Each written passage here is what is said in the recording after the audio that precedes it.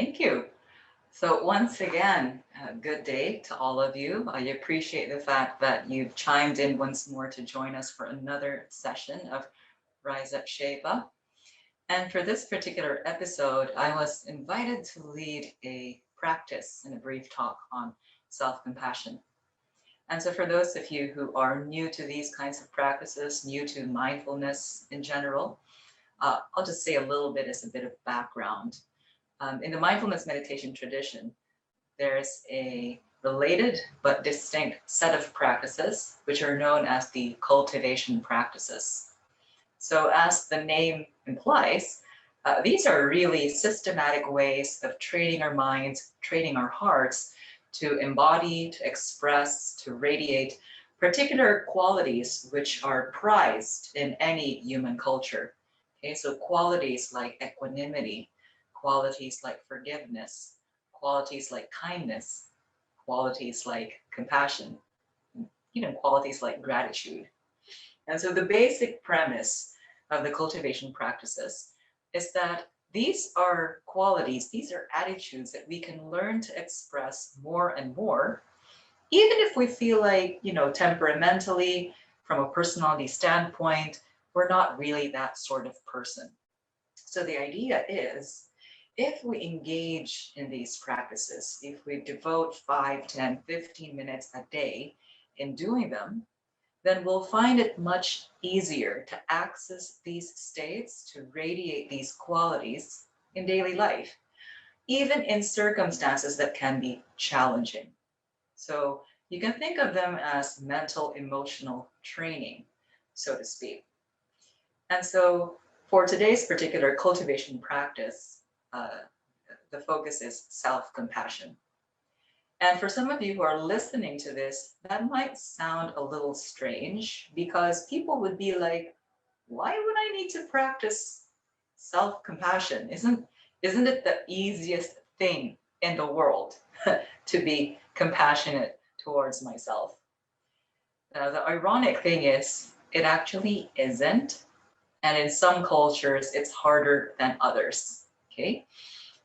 For many, many people, and I have heard this from students who've reported what it's like to me, they tell me, teacher, to be completely honest, I find it very easy to be kind to others. I find it very easy to put my family, to put my friends, to put my colleagues first. But when it comes to being compassionate towards myself, when it comes to giving myself a break, I can't. And so it bears examination that self-compassion is not as easy as it seems. It's not as easy as it looks, especially in cultures where there's a bit of a belief that a focus on the self is selfish, egotistical, and self-centered. And so we get a number of mixed messages about the degree to which we should be compassionate on ourselves. And one of the foremost researchers on self-compassion, Christine Neff, she pointed out that, for many of us, it's not a problem being kind to our best friends, but we don't have that same kind of attitude towards ourselves.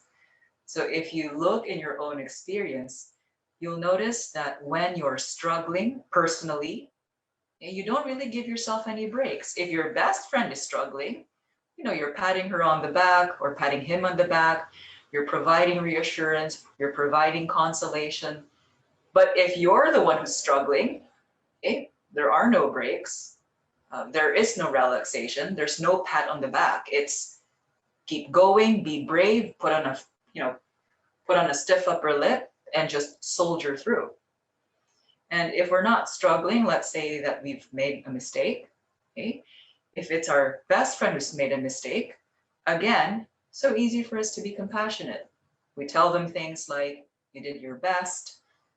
How could you have known any better? You did what you could given the resources that you had. And we naturally know what to say when somebody we care about has made a mistake. But when we make a mistake, the kinds of things we say to ourselves, tanga-tanga mo, bakit mo ginawa yan? Don't you ever learn?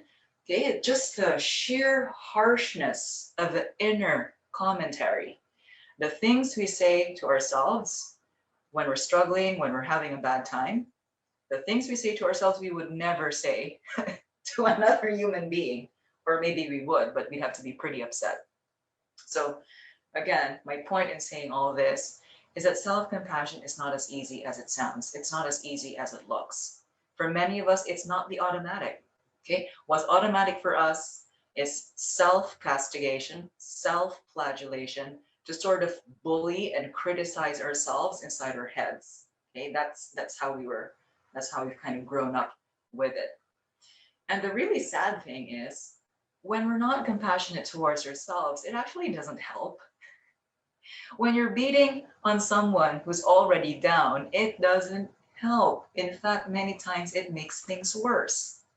And so when we're in a bad space, and let's say we've made a mistake, hating on you is not going to fix anything. In fact, it's going to just add another layer of suffering on top of an already painful and difficult situation. And so when we practice self-compassion, it's really not about being soft on ourselves. Okay, it's not about tolerating mistakes. It's really just recognizing that we're human. Okay, it's literally just offering to ourselves what we would offer to another human being. Okay, so in this practice, we're going to be engaging in self-compassion towards ourselves. The cultivation practices tend to involve a little bit more visualization than a typical mindfulness practice. And so if you think that you're not the sort of person who visualizes things easily, just do your best. All right? So just try to follow the instructions to the best of your ability, and whatever will happen will happen. All right. So now we're going to engage in a self-compassion practice. We'll kick things off by first just finding a way of sitting that allows you to be upright and alert, while also remaining relatively relaxed and at ease. Just let your chin be parallel to the floor. Allow your shoulders to relax downwards away from your ears. Soften the gaze, or if you'd like, close your eyes altogether. And just to ease in, to segue into the practice, let's just take 3 cycles of the breath. Breathing in, breathing out, breathing in, breathing out, breathing in,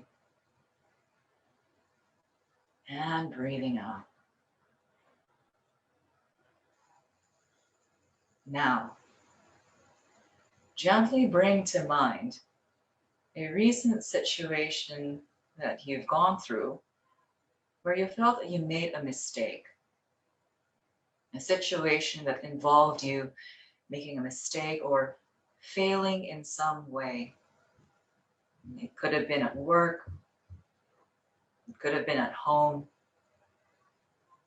it could have been in how you handled some relationship in your life. But just bringing to mind, it can be a recent situation, it can be something from long ago. But just bringing to mind a situation where you made some kind of mistake.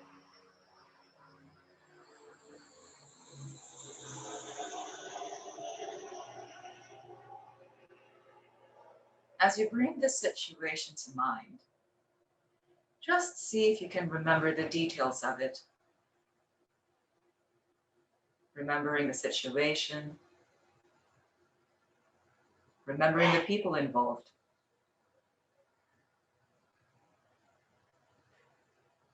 See if you can remember what it felt like in your body in that situation. Was your chest tight? Were your hands clenching into fists? Was there a lump in your throat? Just trying to remember the body sensations in that situation. See if you can recall the feelings. What emotions were there? Was there irritation towards yourself? Was there disappointment? Was there shame? Was there guilt, regret, annoyance? Just remembering the feelings that were there for you in that situation.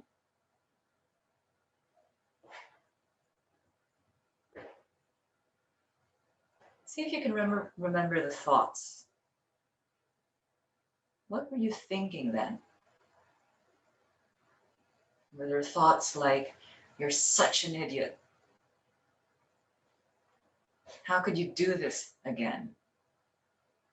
This is the nth time you've made this mistake. And what thoughts were there for you during that situation?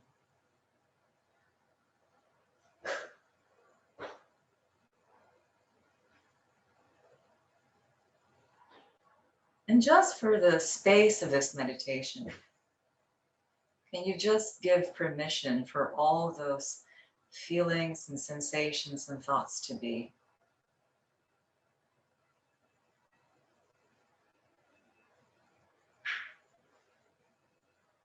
Especially the feelings. See if you can just be present to the tenderness of your heart, how sore it feels,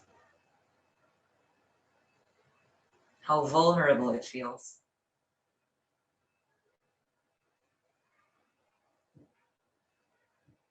And see if you can give yourself permission to feel that vulnerability.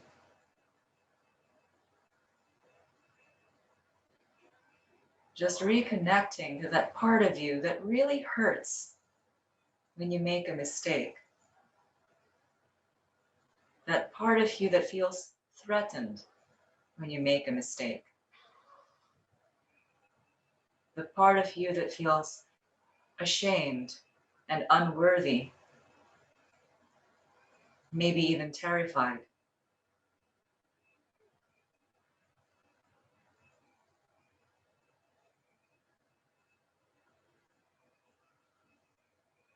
And as you deepen your presence towards this tender, vulnerable part of you that's aching, begin to sense what it could possibly need. If you could relate to it as a small child that's separate from you, what words of kindness, what gestures of comfort could soothe this tender, vulnerable part of you, the one that's aching underneath the mistake.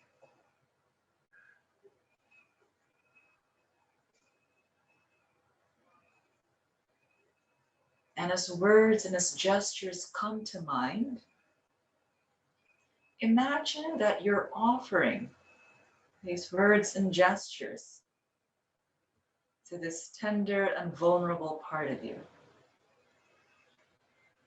Or if that's too strange for you to imagine another being instead, a being that represents unconditional love for you. It can be a grandparent who loved you deeply when you were a child, could be the Mother Mary, but whatever being represents unconditional love for you.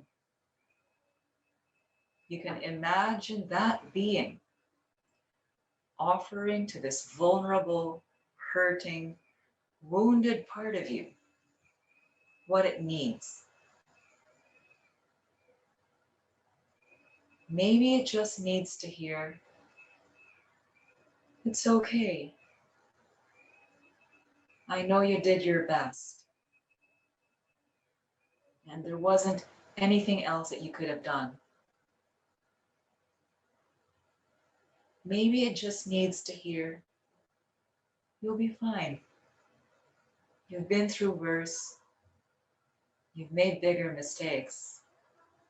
And you've always pulled through." Or maybe it just needs to hear, "I know how hard you tried. I know how hard you always try. Just because you made a mistake doesn't make you a bad person.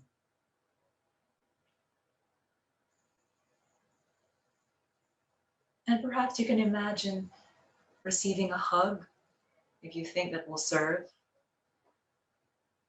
Perhaps receiving a hand on the top of the head, a gentle pat on the back, and sensing whatever it is that this vulnerable, aching, tender part of you still needs. And just offering it either through your older self or through another being.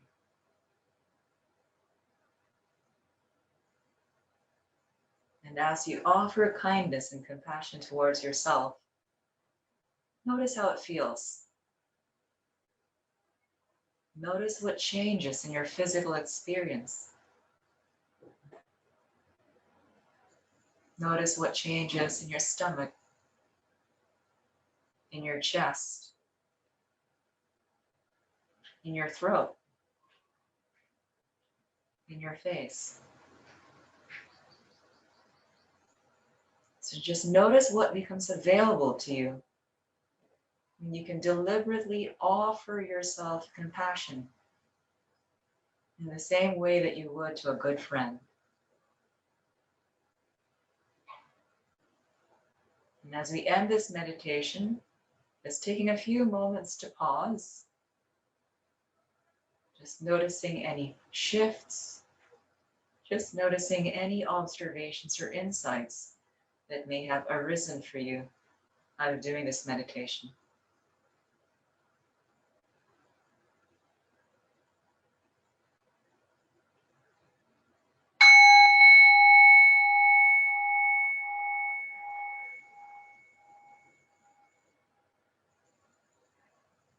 And then slowly taking your time, if you happen to have closed your eyes, you may gently open your eyes now. So welcome back. And so I hope that you found the practice useful and valuable, because really, if we can't be kind towards ourselves, how can we possibly be kind to others? So once again, my name is Eileen, and I wish you the graces and the gifts of compassion towards self and others in this blessed holiday season. So namaste.